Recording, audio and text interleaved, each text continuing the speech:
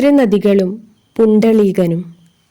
മഹാരാഷ്ട്രയിൽ പണ്ഡരീപുരത്തിനടുത്ത് പുണ്ടളീകൻ എന്ന മഹാത്മാവുണ്ടായിരുന്നു.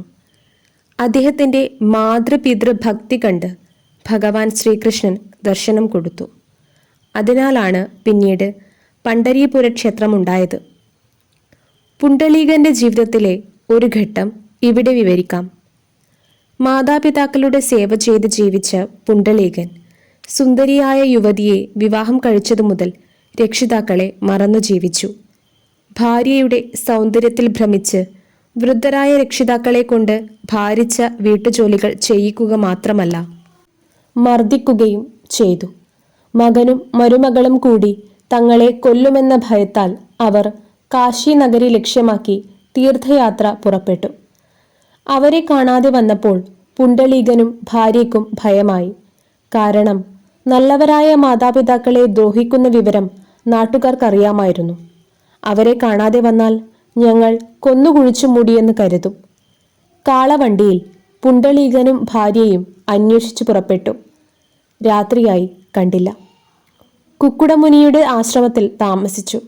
അതിരാവിലെ 3 മണിക്ക് ഉറക്കമില്ലാതെ ആശ്രമമുറിയുടെ കവാടത്തിൽ നിൽക്കുമ്പോൾ സുന്ദരിമാരായ 3 സ്ത്രീകൾ വെള്ളവസ്ത്രത്തിൽ മുഴുവൻ അഴുക്കുമായി ആശ്രമത്തിൽ വന്ന് അടിച്ചു വാരുക, തുടയ്ക്കുക മുതലായ സേവ നടത്തി മുനിയുടെ കാൽ തൊട്ടു വന്ദിച്ച് മടങ്ങി. മടങ്ങുന്ന നേരം വസ്ത്രത്തിൽ യാതൊരു അഴുക്കും കണ്ടില്ല.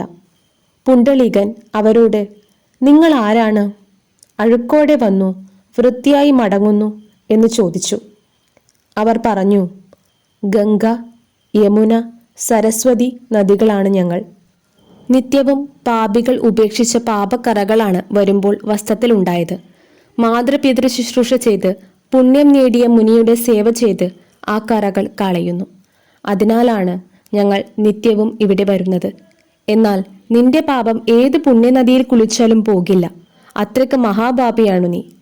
ഇതു കേട്ട് മനപരിവർത്തനം വന്ന പുണ്ടളീകൻ മാതാപിതാക്കളെ അന്വേഷിച്ച് കണ്ടുപിടിച്ചു.